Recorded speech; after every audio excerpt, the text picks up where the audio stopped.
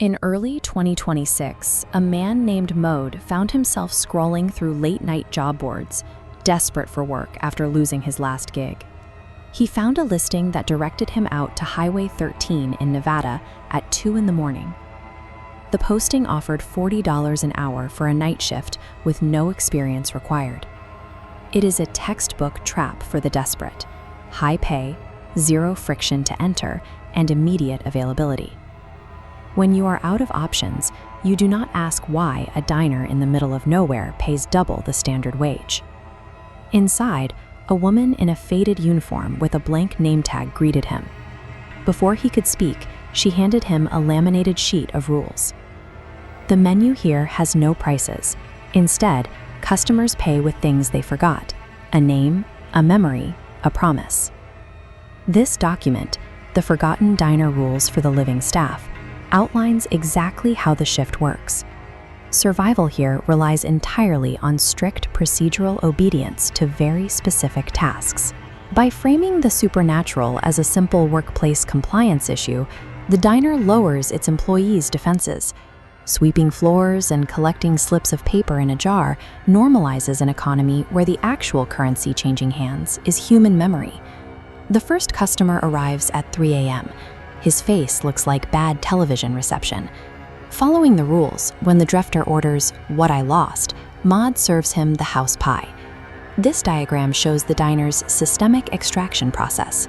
Systemic extraction refers to the methodical, step-by-step removal of a resource from a host.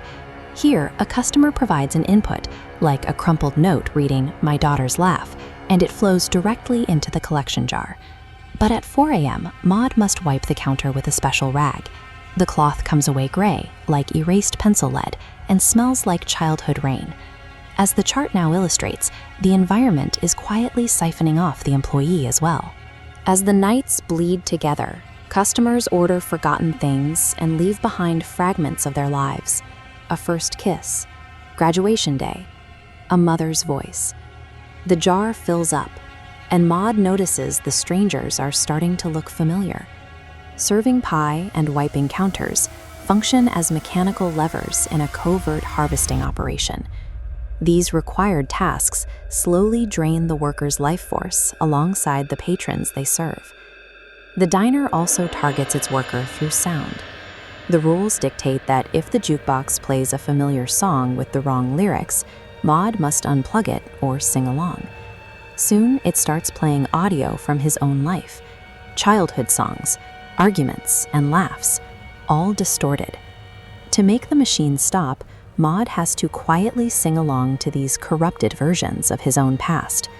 This active participation forces him to accept the altered memory, eroding his internal anchor to reality. Then there is Booth 0. The rules state it is always occupied, and the worker must never serve it or look directly at the occupant. Eventually, the occupant of Booth 0 lifts his head. It is Maud, an older version of himself, sitting perfectly still, waiting for him. Seeing his future self permanently trapped in that seat proves that time inside the diner does not move forward. The boundary between who Maud is and what the diner is turning him into has completely broken down. Booth 0 serves as a visual guarantee of the trap's success. It holds a permanent space for the moment when the employee's current identity is erased entirely, leaving only a hollow worker behind. During his final shift, the collection jar overflows.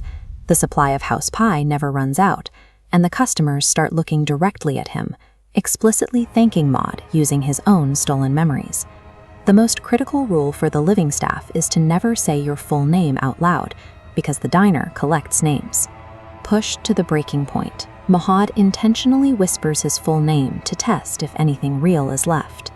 The reaction is immediate. Thick fog floods through the walls and swallows the room whole.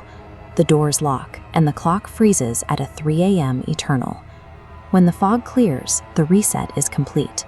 Maud wakes up sitting in a booth. He is wearing the faded uniform, and his name tag is completely blank. The front door opens, and a new, desperate worker walks in from the fog, holding the same late-night job posting Maud answered weeks ago.